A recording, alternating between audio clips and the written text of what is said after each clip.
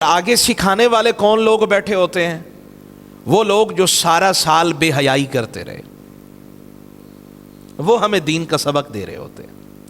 وہ ایکٹر، وہ خواتین، وہ بیٹھ کر ہمیں دین کے بارے میں بتا رہے ہوتے ہیں جو سارا سال بے حیائی کو فروغ دیتے رہے۔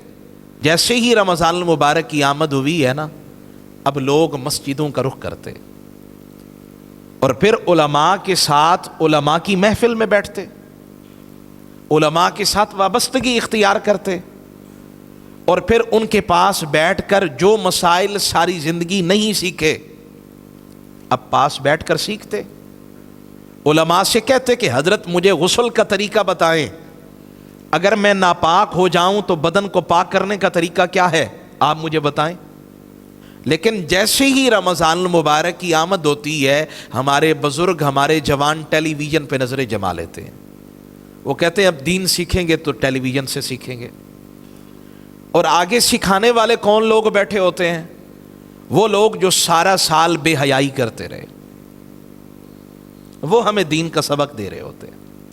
وہ ایکٹر، وہ خواتین، وہ بیٹھ کر ہمیں دین کے بارے میں بتا رہے ہوتے ہیں جو سارا سال بے حیائی کو فروغ دیتے رہے، سارا سال اس کلچر کو تباہ کرتے رہے، اس معاشرے کو تباہ کرنے کے اندر اپنا کردار ادا کیا۔ او بھائی، اگر آپ اس قابل تھے تو خود عمل کیوں نہیں کیا؟ آپ اس قابل تھے تو آپ کی زندگی میں انقلاب کیوں نہیں آیا؟ اب تعجب ہوتا ہے، مقام افسوس ہے کہ اللہ کے گھر میں آ کر علماء کی مجالس میں بیٹھ کر دین سیکھنے کی بجائے ہم اداکاروں سے دین سیکھ رہے ہیں۔ چلو وہ تو اداکار ہیں، وہ تو کاروباری ہیں، ٹیلی ویژن چلانے والے، ادارے چلانے والے، وہ تو کاروباری ہیں۔ آپ تو تھوڑی سمجھ اپنی عقل کو استعمال کریں۔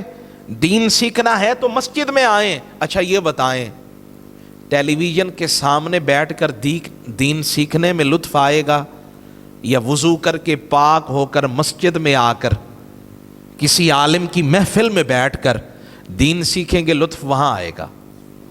بتائیں نا ذرا، آپ ذرا فیصلہ کریں، لطف کہاں آئے گا؟